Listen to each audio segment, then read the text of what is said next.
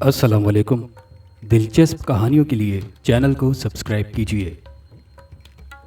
پیش خدمت ہے لاشوں کے شہر کا 5واں حصہ۔ شوالا اور ان خونخوار کتوں کے قریب آنے پر میں نے ایک عجیب سی بات محسوس کی۔ ان کتوں کے حصار میں سیاہ کپڑے میں چھپا ہوا کوئی بے ہنگم سا چوپایا چلا آیا تھا، جس کے اگلے پیر سے بندھی ہوئی رسی شوالا کے ہاتھ میں تھی۔ ہم دونوں کے قریب آ کر شوالا اپنے وحشی غول سمیت رک گیا۔ اس کا چہرہ غصے سے سرخ ہو رہا تھا اور اس کی آنکھیں چنگاریاں برسا رہی تھیں۔ میں چاندنی کو لے آیا ہوں نامردو، وہ غصے سے ہانپتے ہوئے بولا۔ تمہیں میری بات کا یقین نہیں آیا تھا، تم یہ سمجھے کہ میں نے چاندنی کی جھوٹی تعریف کی ہے۔ تمہارے خیال میں وہ بدصورت لڑکی ہے۔ لو اب اپنی آنکھوں سے دیکھ لو تاکہ تمہیں میری بات کی سچائی کا یقین آ جائے۔ میں نے صرف تم دونوں کی خاطر یہاں کی روایات سے بغاوت کی ہے۔ اس وقت زمین پر بیٹھے ہوئے چوپائے نے کھڑے ہو کر سیاہ کپڑا اپنے جسم پر سے کھینچ کر زمین پر ایک طرف پھینک دیا۔ مجھے یوں محسوس ہوا کہ آسمان کے سیاہ بادلوں کی اوٹ سے 14ویں کا چاند زمین پر اتر آیا ہو۔ شکاری کتوں کے حصار میں زمین پر ایک نہایت حسین و جمیل لڑکی خوفزدہ انداز میں کھڑی پلکیں جھپکا رہی تھی۔ اس کے داہنے خوبصورت مرمری اور سڈول ہاتھ میں جو رسی بندھی ہوئی تھی، اس کا دوسرا سرا شوالا کے ہاتھ میں تھا۔ وہ بے لباس کھڑی تھی۔ ان جنگلیوں کے ہاں شرم و حیا ستر پوشی کا کوئی تصور نہ تھا۔ شوالا نے اسے بے لباسی کی حالت میں اس لیے پیش کیا تھا کہ ہمیں اس بات کا اندازہ ہو جائے کہ اس کا چہرہ چاند جیسا نہیں، بلکہ اس کا بدن بھی غیر معمولی جاذبیت لیے ہوئے اور کشش کے خزانوں سے بھرا ہوا تھا۔ یہ ایک نفسیاتی حربہ تھا۔ میں تو اسے دیکھتا کا دیکھتا رہ گیا۔ نگاہیں جیسے اس پر منجمد ہو گئی تھیں اور ہٹنے کا نام نہیں لے رہی تھی۔ دوسرے لمحے میں چونکا اور دوشیزہ کے شہر سے نکل کر شنکر کی طرف دیکھا۔ اس پل مجھے یہ خیال آیا کہ اس کے توبہ شکن جسم نے ریچھ کو سحر زدہ کیا تھا، اس لیے وہ اسے اٹھا کر لے گیا تھا۔ میری اور شنکر کی نگاہیں چار ہوئیں۔ اجیت، اس نے فیصلہ کن لہجے میں کہا، چاندنی صرف میری ہوگی، تمہیں یہ مقابلہ ہر صورت میں ہارنا ہوگا۔ اس سے قبل کہ میں شنکر کی بات کا جواب دیتا، شوالا نے چاندنی کو اشارہ کیا تو اس نے زمین پر سے سیاہ کپڑا جو چادر نما تھا اٹھا کر اس میں اپنے آپ کو چھپا لیا۔ 14ویں کا چاند جیسے کالے بادلوں کی آغوش میں چلا گیا۔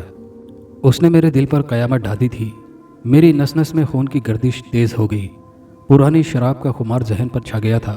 کیا حسن تھا، کیا پرشباب گداز بدن تھا، کیا جوانی تھی اور کیا کرشمہ سازیاں تھیں۔ اس نے بجلیاں گرا کر میرے وجود کو جیسے خاکستر کر دیا تھا۔ چاندنی نے پھر وہی چوپائے کا سا انداز اختیار کر لیا۔ پھر وہ شوالا اور کتوں کی سمت بستی کی طرف چل دی۔ میں اس کا پہلا دعویدار ہوں شنکر، میں نے خوابناک لیکن مضبوط لہجے میں کہا۔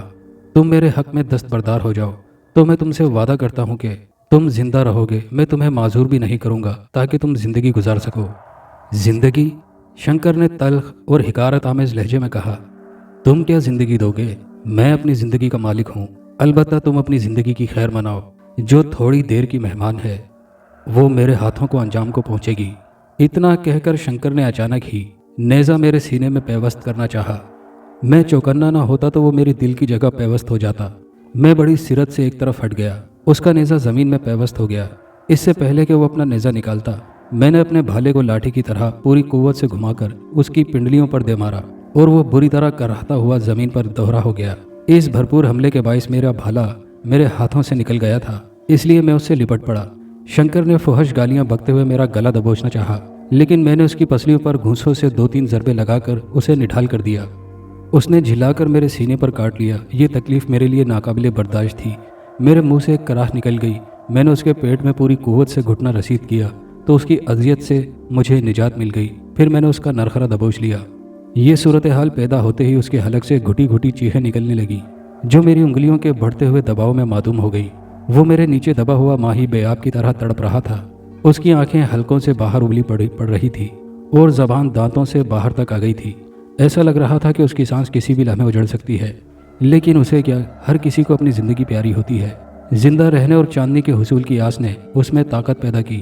اس نے کسی بجھتے ہوئے چراغ کی طرح خود کو سنبھالا اور پھر اپنی جمع کی ہوئی پوری قوت سے سینے پر سے اتار پھینکنے میں کامیاب ہو گیا۔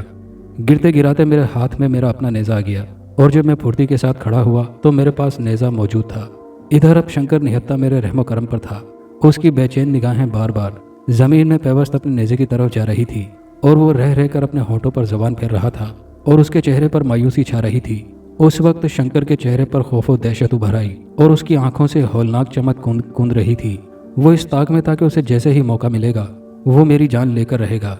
वो एक मार आस्तीन की तरह था, उस पर भरोसा नहीं किया जा सकता था। मैंने अपना चमकदार नेज़ा उसकी नज़रों के सामने लहराया तो वो अपने खुश्क होंठों पर जबान फेरता गैर महसूस अंदाज से एक तरफ खिसकने लगा।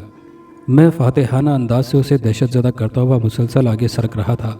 उसके पहलू में आए हुए जख्म से अभी तक ताज़ा खून रिस रहा था। उसका सारा जिस्म मिट्टी में लिथड़ा हुआ था।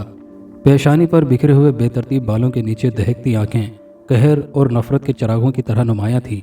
वो बड़ी बेताबी और किसी उम्मीद पर बार बार इधर उधर का जायजा ले रही थी कि शायद उसे कोई ऐसी चीज़ हाथ लग जाए जो उसके लिए हथियार बन जाए। अजीत, अब मैं तेरा खून पी जाऊंगा, उसने हाँफते हुए नफरत और गुस्से से भरे हुए लहजे में कहा। मैंने ज़िंदगी में पहली बार किसी को पसंद किया है और इस मामले में तू किसी कीमत पर भी मुझसे बाजी ना ले जा सकेगा। हाथ कंगन को आरसी किया। इसका फैसला अभी हो जाता है, मैंने तल्ख लहजे में उसके अंदाज में जवाब दिया। तू इंतहाई कमीना शख्स है। तेरी बीवी ना सिर्फ हसीन और बहुत जवान है बल्कि 2 बच्चों की माँ है। वो तुझसे बेइंतहा मोहब्बत करती है। तेरे बीवी और बच्चे तेरी राह देख रहे होंगे, तू उनका ख्याल कर। लेकिन तू कितना खुदगर्ज और कमीना है कि प्यारी पत्नी और बच्चों को एक लड़की पर तरजीह दे रहा है। तुझे शर्म आनी चाहिए। मेरी पत्नी, उसने हिकारत भरे लहजे में कहा। वो कभी मेरी पसंद और मेरी पत्नी नहीं रही बल्कि वो एक तरह से तुम्हारी पत्नी रही है। तुम्हारी आमद और रफ्त मेरे घर में बिला वजह नहीं थी। दोनों बच्चे मेरे नहीं, तुम्हारे नुत्फे से हैं। उनकी शक्लें इसलिए तुमसे बहुत मिलती जुलती हैं। मैंने रात सोचा तो 8 बरसों के बाद ख्याल आया कि तुम दोनों ने मिलकर मेरी आंखों में धूल झोंकते रहे हो। तुमने इसीलिए शादी नहीं की थी। बाजार में जब दूध मिलता है तो घर में बकरी बांधने की क्या ज़रूरत है। और वो तुम्हारी बहुत तारीफ़ें करती रहती थी। मैं तुमसे वादा करता हूँ कि मैं तुम्हें मारूंगा नहीं। बाद में हालात देखकर तुम्हें फरार करा दूंगा। हमारे दोस्तों ने उसे घने जंगलात में मेरी गुमशुदगी की खबर पहुंचा दी होगी। फिर तुम जाकर उसके साथ ऐश की ज़िंदगी गुजारना। शंकर, बकवास बंद कर अपनी और अपनी ज़बान को लगाम दे। तू एक पारसा औरत पर घिनौना इल्ज़ाम लगा रहा है। तेरा मर जाना ही बेहतर है। मैं समझ रहा हूँ कि तू उस पर रकीक किस्म के इल्ज़ामात लगा रहा है।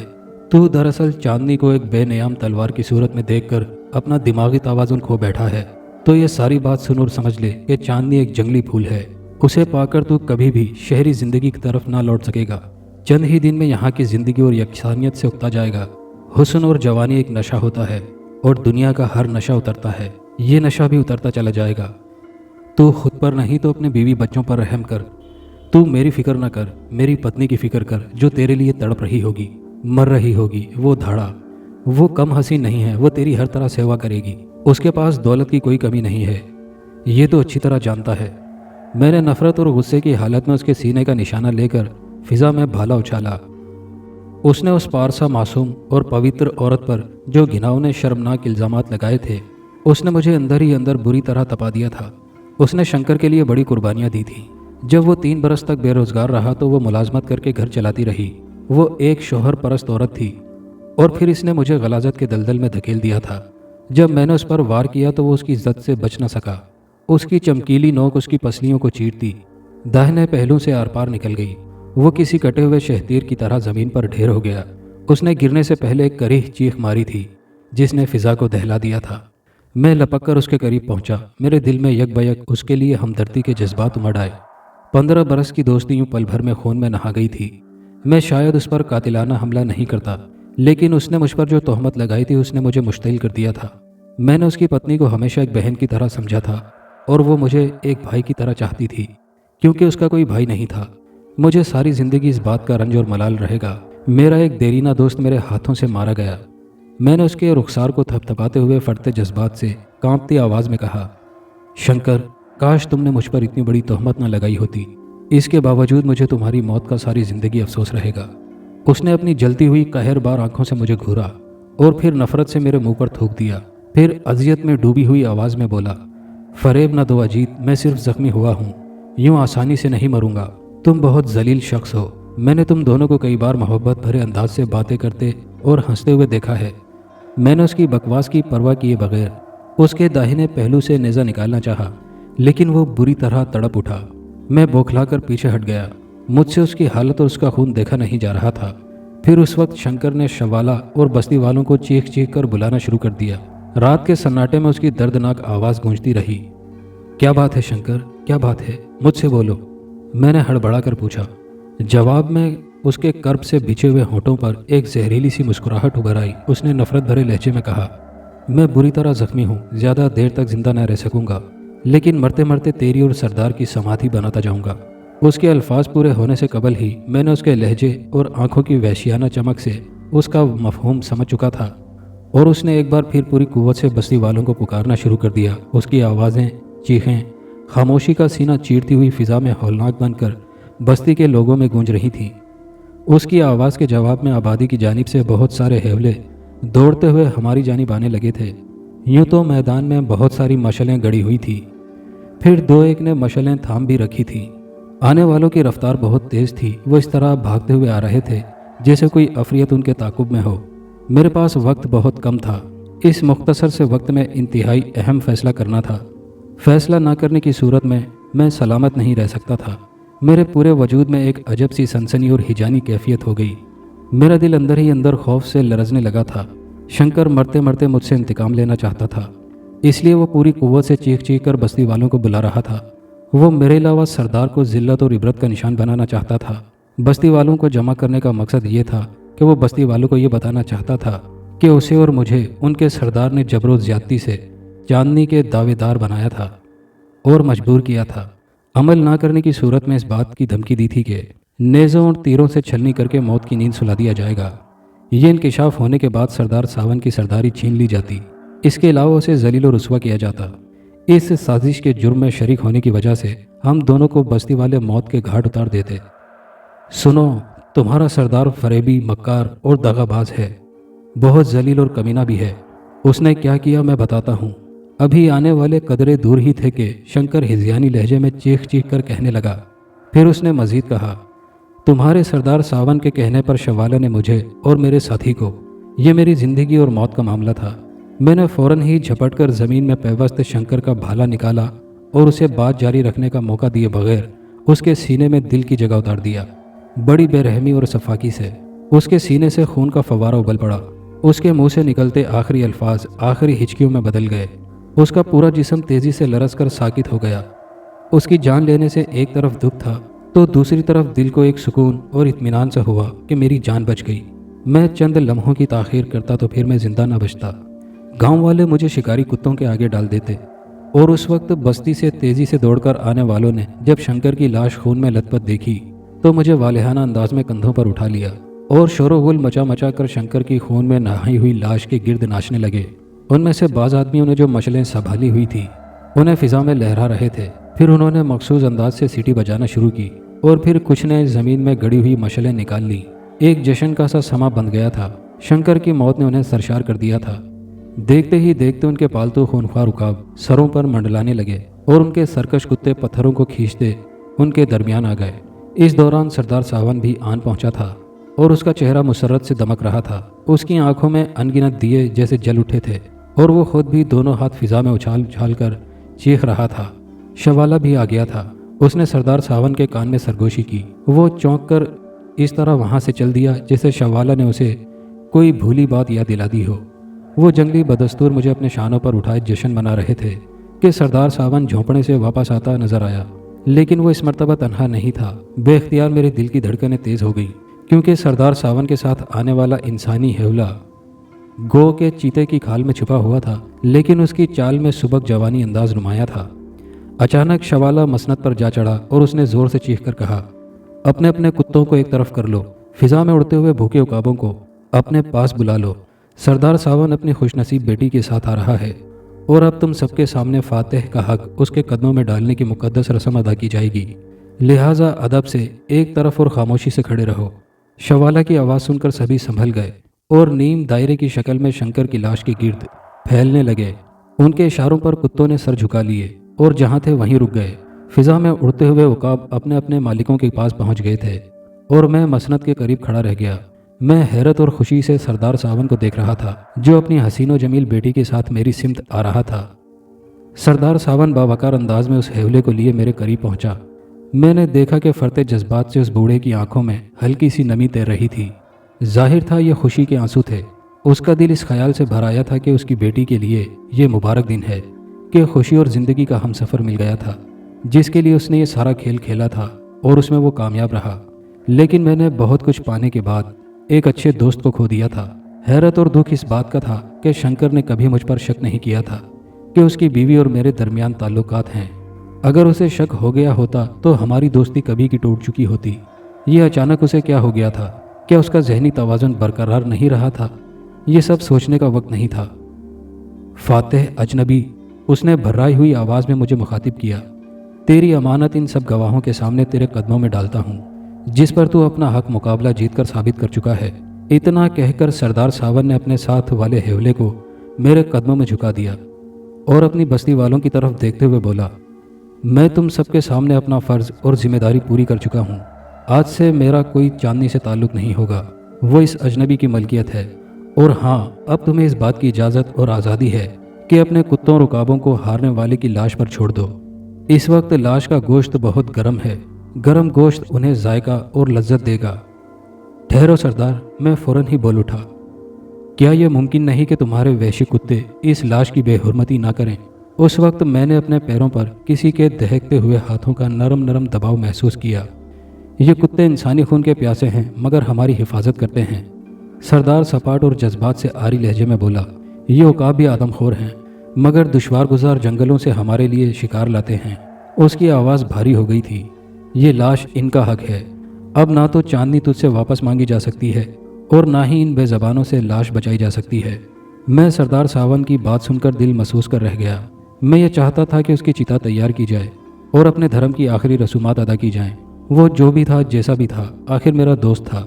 उसने मुझ पर जो तोहमत लगाई थी उसकी वजह अब समझ आई थी। वो मुझे मुश्तिल करना चाहता था ताकि मैं इश्तियाल में ठीक से मुकाबला न कर सकूंगा। उसने नफ्सियाती हरबा आजमाया था। मुझसे बात ख़त्म करने के बाद सरदार ने खूनी शिकारी कुत्तों को हंकारा तो वो बड़े गज़बनाक अंदाज में घुर्राते हुए बदबख्त शंकर की खून आलूद लाश पर जारहाना अंदाज से टूट पड़े। ये ताज़ा शिकार था। इंसानी गोश्त से ज़्यादा लजीज किसी भी जानदार का नहीं होता था। वो ये बात जानते थे। और फिर फिजा जंगली कबाइलियों के शोर से गूंज उठी। उस हजूम में से एक शख्स तलवार ले आया और लाश की तरफ बढ़ा। मैं समझ गया कि वो लाश को 2 हिस्सों में तकसीम कर रहा है ताकि एक हिस्सा उकाबों की नज़र किया जाए। शोर सुनकर मैंने अपने कानों में उंगलियां ठूंस ली और आंखें मूंद ली। मैं शंकर की लाश के टुकड़े टुकड़े होते नहीं देख सकता था, ना ही उन खूनी कुत्तों और उकाबों के ग़िज़ा बनते। थोड़ी देर में फिजा इंसानों के वहशियाना शोरगुल, उकाबों की खून आशाम चीखों और कुत्तों की गज़बनाक गुर्राहटों से गूंज रही थी और मेरी आत्मा और जिस्म का बंद बंद कांप रहा था। जब सकूत हुआ तो मैंने डरते डरते आंखें खोली। उस वक्त मेरे आसाब बड़े कशीदा हो रहे थे। मैंने देखा कि अब शंकर की लाश की जगह ज़मीन पर इधर उधर इस्तख्वानी यानी हड्डियों के अज़ा बेतरतीबी से बिखरे पड़े हुए थे। उनके पालतू जानवरों ने सिर्फ थोड़ी ही देर में लाश का सफाया कर दिया था और कुत्ते अब आसूदा अंदाज में अपना मुंह चाट रहे थे। मैंने चांदनी की तरफ देखा। सरदार सावन की हसीन और जमील नौजवान बेटी चांदनी अभी तक मेरे कदमों में सुकड़ी सिमटी और गठड़ी बनी बैठी थी, बेहिसो हरकत और जामिद सी। उसका चेहरा और जिस्म अभी तक ढका और छुपा हुआ था। मेरा दिल बड़ा बोझल था, दुखी था। शंकर का जो अंजाम और हशर हुआ था उसने मुझे बड़ा दिल गिरफ्तार कर दिया था। मैंने सोचा जब मुझे किस्मत अपनी दुनिया में ले जाएगी उसकी बीवी को क्या बताऊंगा, क्या जवाब दूंगा। मैंने सोचा कि उससे कहूंगा कि मुझे कुछ खबर नहीं, शायद वो किसी दरिंदे के हाथों शिकार हो गया होगा, जिंदा होता तो लौट आता। फिर मैंने सोचा कि जो होना था वो हो चुका, अब गम और अफसोस करने से क्या हासिल। अब मुझे एक नई और हसीन और रंगीन ज़िंदगी का आगाज़ करना है। दुनिया की हसीन तरीन लड़की के संग ज़िंदगी गुजारूं। 1-1.5 घंटा कबल मैंने चांदनी को जिस हालत में देखा था उस चश्मे तसव्वुर ने शंकर की अलमनाक मौत को भुला दिया और मैं जल्द से जल्द उसके कुर्ब के लिए बेताब सा हो गया। मैंने बोझल दिल के साथ नीचे झुककर उसके बाजुओं में सहारा देकर उसे उठाया तो वो किसी सहमी हुई हिरने की तरह मेरे पहलू में दुबक कर खड़ी हो गई। सरदार सावन के चेहरे पर खुशी फूट रही थी। उधर शवाला भी खुश खुश दिखाई दिया था। उस वक्त रात की घोर सियाही में सुबह सादिक का मलगजी सा उजाला गालिब आता जा रहा था। मौसम भी बड़ा खुशगवार और सुहाना हो गया था। फरहत बख्श हवा के झोंकों ने मेरे जिस्म में ताजगी और फरहत दौड़ा दी थी। अब किसी थकन का असर नहीं रहा था। मैं अब इस मैदान से किसी गोशाए तन्हाई में जितना जल्द हो सके पहुंचना चाहता था, लेकिन इसे कहाँ ले जाऊं? मेरे पास कोई सर छुपाने की जगह नहीं थी। इसका इंतज़ाम सरदार ही कर सकता था, उसे करना भी था। سردار ساون، آخر میں نے قدرے اونچی آواز میں اسے مخاطب کیا۔ چاندنی اب سدا کے لیے میری ملکیت بن چکی ہے اور میں اب تمہارے قبیلے کا فرد بن چکا ہوں۔ کیا میں کھلے آسمان کے نیچے جانوروں کی طرح تمہاری بیٹی کے ساتھ زندگی گزاروں؟ میں ایسی زندگی بسر نہیں کر سکتا، اس لیے مجھے سر چھپانے کی جگہ تو دو۔ تو اس قدر فکر مند اور پریشان کیوں ہو رہا ہے؟ تجھے یہاں سب کچھ ملے گا۔ سردار نے مجھے جیسے دلاسا دیا، نہ صرف تجھے سر چھپانے کی بہترین جگہ ملے گی بلکہ محافظ کتے اور عقاب، یہ سب کچھ تجھے یہاں کے رسم و رواج اور روایات کے مطابق ملے گا۔ چاندنی کسی عام شخص کی نہیں بلکہ ایک معزز سردار کی بیٹی ہے۔ تجھے ایک رسم ادا کرنا ہے۔ کیسی رسم سردار ساون؟ میں نے حیرت بھری نظروں سے اسے سوالیہ نظروں سے دیکھا۔ چاندنی کو اپنے ٹھکانے پر لے جانے سے قبل بگوڑا میں جا کر مقدس کرونا کے قدموں کو چوم کر اس سے یہ عہد کرنا ہوگا کہ آج سے تو ہم میں ہی ہمیشہ رہے گا اور کبھی فریب دے کر نہیں بھاگے گا۔ میں دل ہی دل میں ہنسا، اپنے دل میں سردار ساون کو مخاطب کر کے استہزائی انداز میں بولا، سردار ساون، تو کیا جانتا ہے؟ تجھے کیا معلوم؟ تیری بستی کی یہ مقدس کرونا نہ صرف میرے ہاتھ، میرے قدم تھام کر کئی بار چوم کر مجھ سے محبت کا عہد کر چکی ہے، وہ میری منقوہہ ہے۔ اب بھی اس نے اور ہماری محبت نے ایک عہد اور کیا ہے، میں اس وقت تک اس کے سنگ زندگی گزاروں گا جب تک کہ وہ میرے 3 لڑکوں کی ماں نہ بن جائے۔ اور ہاں، اس نے ایک اور حیرت انگیز بات بتائی ہے، جب اس کی کوکھ میں کوئی جنم لیتا ہے تو اسے معلوم ہو جاتا ہے کہ وہ لڑکی ہے یا لڑکا۔ لڑکی ہوئی تو وہ منتر سے اس کی جنس تبدیل کر لیتی ہے۔ اگر چاندنی کی کوکھ میں لڑکی ہوئی تو میں اس سے کہہ کر اس کی جنس تبدیل کر دوں گا۔ لیکن تو ایک بات میری سمجھ لے، بظاہر تو میں یہ اقرار کروں گا کہ یہاں سے فرار ہو کر نہیں جاؤں گا، فریب نہیں دوں گا۔ فریب کیوں نہیں دوں گا؟ تو نے بھی تو فریب دے کر مجھے اور میرے دوست کو پھانسا تھا، مجھے اپنے دوست سے محروم کیا ہے۔ میں یہاں سے بھاگوں گا تو تیری بیٹی کو ساتھ لے جا کر اسے تجھ سے محروم کر دوں گا۔ تو کیا سوچ رہا ہے؟ تو نے میری بات کا جواب نہیں دیا۔ سردار نے تیز لہجے میں پوچھا۔ میں ہر عہد خوشی سے پورا کروں گا، میں نے چونک کر جواب دیا۔ کرونا میرے لیے بھی اتنی ہی مقدس ہے جتنی تم لوگوں کے لیے۔ میری بات سن کر سردار ساون اور شوالا کا چہرہ دمک اٹھا۔ ان دونوں نے ایک دوسرے کی شکل دیکھی، پھر سردار ساون نے مجھ سے کہا، مجھے تجھ سے یہی امید تھی، کچھ دنوں کے بعد تجھے انعامات دوں گا، یہ ہیرے جواہرات ہوں گے، میں تجھے اس بستی کا سردار بھی بناؤں گا، اس صورت میں کہ تو کرونا کو خوش رکھے اور کرونا تجھ سے خوش ہو کر سردار بنانے کی اجازت دے دے۔ جب کبھی کرونا تجھے کسی کام سے طلب کرے، انکار نہ کرنا، اور ہاں، تو اس کی جتنی سیوا کر سکتا ہے کرنا۔ یہ مت بھولنا کہ کرونا اس بستی کی بہت ہی عزت دار ہستی ہے۔ میں اسے کیا بتاتا کہ میں 2-3 راتوں سے کرونا کو اور کرونا مجھے خوش کرتی آ رہی ہے، وہ مجھ پر کس قدر مہربان ہے، وہ راتوں کو سیوا کرتی ہے، کرونا بن کر نہیں بلکہ ایک عورت بن کر۔ ہم دونوں محبت کے سمبندھ میں بندھ گئے ہیں، یہ بندھن کبھی نہیں ٹوٹے گا۔ سردار ساون کی بات سنتے ہی اس وقت بستی میں آئے ہوئے چوبداروں نے چوٹ ماری اور آہستہ آہستہ آگے بڑھنے لگے۔ سردار ساون بڑے باوقار انداز میں ان چوبداروں کے پیچھے ہو لیا اور پھر تمام مرد مجھے اور چاندنی کو اپنے حصار میں لے کر آگے بڑھنے لگے۔ ایک جلوس تھا جو بگوڑا کی طرف بڑھ رہا تھا اور فضا میں ڈھول کی آواز گونج رہی تھی۔ جلوس کی روانگی سے قبل ہی تمام کتوں اور عقابوں کو واپس لوٹا دیا گیا تھا۔ انہیں لاش کو کھانے کے مقصد سے بلایا گیا تھا۔ اب وہ شکم سیر ہو چکے تھے اور اس وقت ان کی کوئی ضرورت بھی نہیں رہی تھی۔ کچھ دور تک یہ جلوس یوں ہی بڑھتا رہا اور پھر نکاروں کی آواز سے ہم آہنگ ہو کر وہ سب دھیمی دھیمی آواز میں کوئی مقدس گیت گانے لگے۔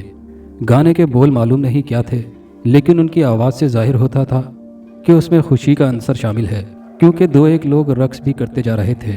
جب جلوس بستی میں سے گزرنے لگا تب اس میں لوگ اور بھی شامل ہو گئے، لیکن حیرت کی بات تھی کہ ایک عورت بھی گھر سے باہر نہیں آئی تھی۔ جیسے تماشا دیکھنے، ویسے میں نے 1-2 گھروں سے عورتوں اور لڑکیوں کو کھڑکیوں اور دروازوں کی اوٹ سے باہر جھانکتے دیکھا تھا۔ وہ بہت حسین تھی اور پرکشش بھی تھی۔ اب یہ جلوس بگوڑا سے کافی دور تھا کہ اچانک شوالا جلوس میں سے نکل کر میرے قریب آ کر سرگوشی میں بولا، اس جشن سے کسی غلط فہمی میں مبتلا نہ ہو جانا اے اجنبی۔ میں کسی خوش فہمی میں مبتلا نہیں ہوں، لیکن بہت خوش ہوں۔ میں نے کہا، کیا تجھے میرا خوش ہونا برا لگ رہا ہے؟ کیا میں نے تیری بات مان کر دوسرے دعوے دار کو موت کی نیند نہیں سلا دیا؟ تو سدا خوش رہے، لیکن میں تجھے یہ بتانا چاہ رہا ہوں کہ مجھے کئی جوانوں کی آنکھوں میں خون کی پیاس اور ان کے چہروں پر درندگی نظر آ رہی ہے۔ تجھے ہوشیار رہنے کی ضرورت ہے۔ شوالا مجھے انجانے خطرات سے باخبر کر کے پھر جلوس میں جا کر شامل ہو گیا، شاید اس لیے کہ میرے دشمنوں پر نظر رکھ سکے۔ चंद लम्हों के बाद मेरे पहलू में चांदनी कसमसाने लगी। अजनबी। अचानक मेरे कानों में तरन्नुम जाग उठा। चांदनी की सहमी सहमी सी हल्की सी आवाज़ थी। ये शवाला क्या कह गया है? मैं ठीक से उसे सुन नहीं सकी हूँ, लेकिन इतना समझ सकी हूँ कि खतरे वाली कोई बात है। क्या दुश्मन पैदा हो गए हैं?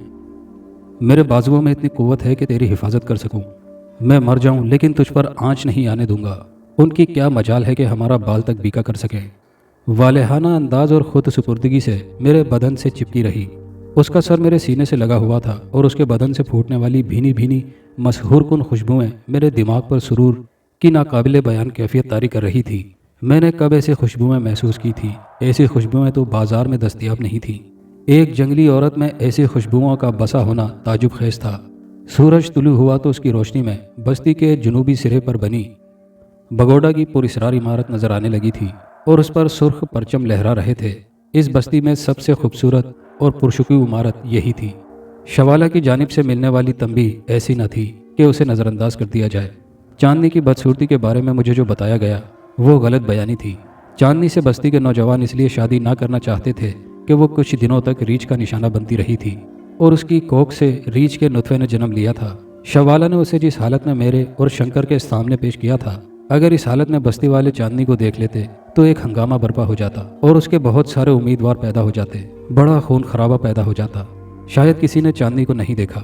शायद उस वक्त देखा होगा जब उसे मैदान में लाया जा रहा था। एक झलक नजर आई होगी जिसने पागल कर दिया और वो मेरे दुश्मन बन गए।